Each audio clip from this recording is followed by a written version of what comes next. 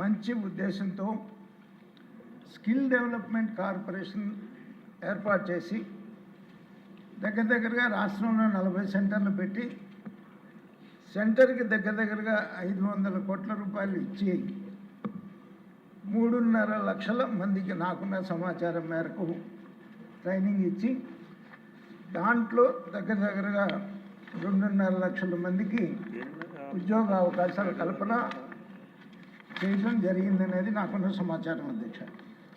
కానీ నేను ఒకటి మీ ద్వారా మంత్రి గారిని అడుగుతున్నాను. 2019-24 మధ్యలో ఎంతమందికి ఈ స్కిల్ డెవలప్మెంట్ కార్పొరేషన్ ద్వారా ట్రైనింగ్ ఇచ్చారు, ఎంతమందికి ప్లేస్మెంట్స్ వచ్చినాయో తెలపాల్సిందిగా నేను కోరుతా ఉన్నాను అధ్యక్ష.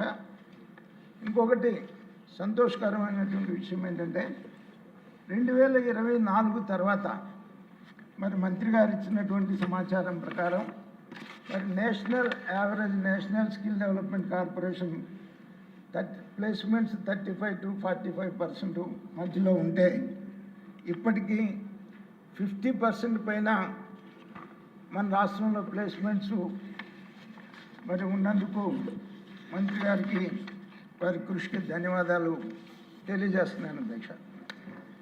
ఇంకొకటి ఏంటంటే 2019-24 మధ్యలో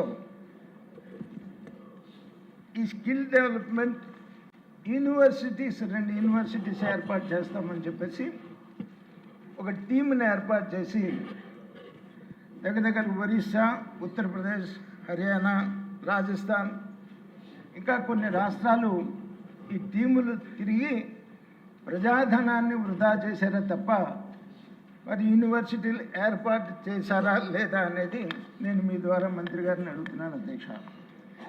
అలాగే ఒక యూనివర్సిటీ తిరుపతిలో ఏర్పాటు చేస్తామని చెప్పేసి స్కిల్ డెవలప్మెంట్ యూనివర్సిటీకి 50 ఎకరాలు అంటే నాకున్న సమాచారం అధ్యక్ష 50 ఎకరాలు ప్రొక్యూర్మెంట్ చేసి అక్కడ వైసీపీ నేతలు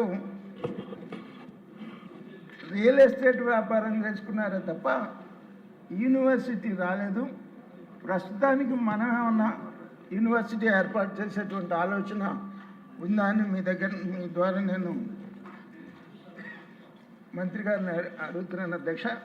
ఇంకొకటి కూడా నాకున్న సమాచారం మేరకు ఈ 2019-24 మధ్యలో ఈ స్కిల్ డెవలప్మెంట్ కార్పొరేషన్ ఎంప్లాయీస్ని వైసీపీ ఆఫీస్లో పనిచేయడానికి లేకపోతే వైసీపీ సోషల్ మీడియా కోసం ఉపయోగించారనేటువంటిది నాకున్నటువంటి సమాచారం అధ్యక్ష.